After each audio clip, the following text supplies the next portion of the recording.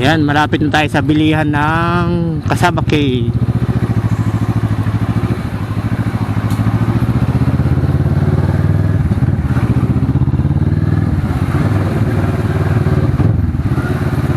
Yun o. Opening kasabaki. Now open. Dance kasabaki. Ano open pa? Ayun, open pa sila. Okay. Bili tayo. Small box lang.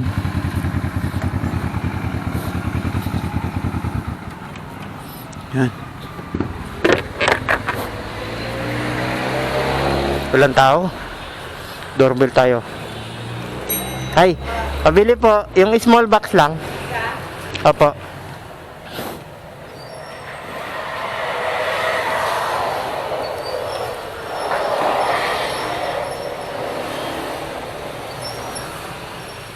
Yan, para pampalubag loob ulit ang susi sa pagpayag ni Mrs. para tayo ay makapag-ride. Ito ang susi.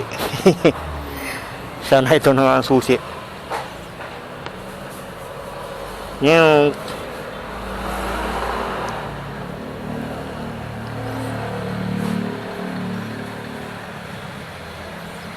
dance kasabaki. Araw-araw po kayong bukas, ate? Apo.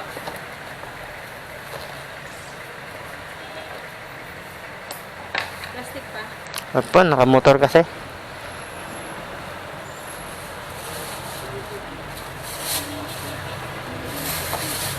Ayun, thank you, ate.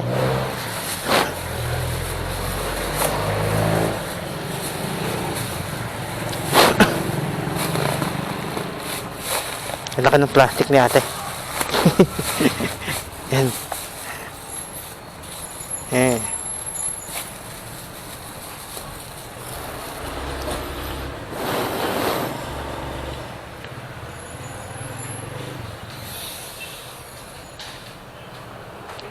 Thank you. Yan guys. Yan mga trops. Lapit na tayo sa bahay, tropa. Bukas nito, pag nagpaalam ako, ano kaya ang sasabihin ko, no? Ano kaya ang style? Galit-galitan ako kunwari. Ganun. Pwede, galit-galitan. So, abangan ninyo mga katropa ang pagpapaalam ko bukas ng hapon pag uwi ko. Siyempre, dala pa rin tayo ng pasalubong para payagan. Sana payagan nga. Dahil yung mga katropa ay overnight ata yun. Matutulog doon ng isang gabi bago umuwi. Ayaw pa naman ni Mrs. pag ganon. So, tignan natin.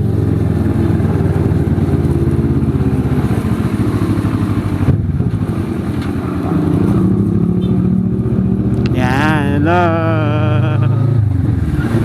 Yes, Ellen. Yan, so kayo mga katropa, so kung nais nyo mag-ride at medyo mahigpit si misis nyo pagdating sa mga ganito, talagang suyuin nyo lang para pumayag, kagaya itong ginagawa ko. Kahit sa mga pasimpleng-simpleng bagay lang, matutuwa na yan sila at lambing-lambing. Yan, mukhang malakas ang ulan dito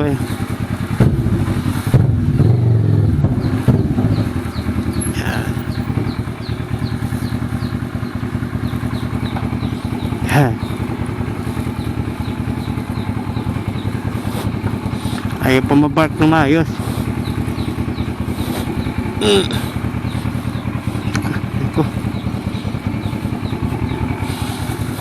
Ayan.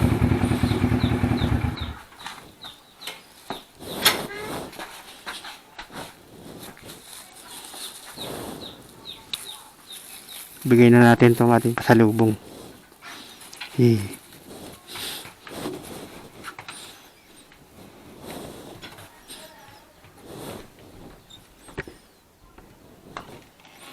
Madon? Wala siya. Saan kaya siya? Ha? Hanyo? Ha? Bibihis ka? Bibihis pala siya, katrops. Pasalubong!